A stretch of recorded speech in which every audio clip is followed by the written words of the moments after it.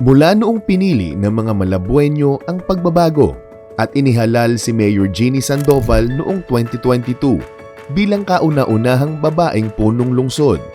Sunod-sunod ang mga pagbabagong naganap sa ating minamahal na lungsod ng Malabon na sinasalamin ng mga tagumpay at pagkilalang ating nakamit. Ang muling paghalal sa kanya upang maglingkod sa ikalawang termino noong Mayo 2025 ay katibayan ng tiwala at pag-asang iniatang ng mga Malabueño sa lokal na pamahalaan para sa patuloy na pag-ahon at pagsulong ng lungsod. Sa pagpapatuloy ng nasimulan, ang Administrasyong Sandoval ay nagbalangkas ng komprehensibong Lucky 9-Point Agenda upang masaksihan ang buong potensyal ng lungsod patungo sa inklusibong pagbabago at likas kayang pag-unlad para sa lahat. Tara na! Tayo ay magbalik tanaw sa unang 100 araw ng panunungkulan ni Mayor Jeannie sa kanyang ikalawang termino bilang punong lungsod, bilang ina ng lungsod ng Malabon. Level up na ang lungsod ng Malabon sa larangan ng trabaho at pagninegosyong ating katuwang sa tuloy-tuloy na pagsulong ng ating ekonomiya. Noong Oktubre 6, isinapubliko ang pagkilala ng Philippine Statistics Authority at ng Department of Economy, Planning and Development sa lungsod ng Malabon bilang pangalawa sa National Capital Region sa Gross Domestic Product Growth noong 2024.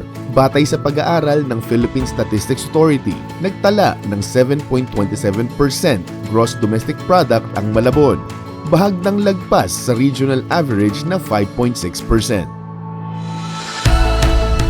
Maging ang National Anti-Poverty Commission ay nagpaabot ng kanilang pagbati sa matagumpay na pagsugpo sa kahirapan ng lokal na pamahalaan, kung saan ang poverty incidence rate na 2.9% noong 2021 ay 1.5% na lamang noong 2023 sa tulong ng mga programang tumutugon sa mga pangunahing pangangailangan ng mga Malabueño.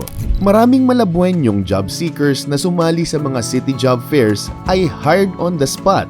Mula sa tinatayang 1,100 aplikante, higit 200 sa kanila ay nagkaroon ng pag-asang makaahon at umuwing may trabaho na mula sa city-initiated job fairs.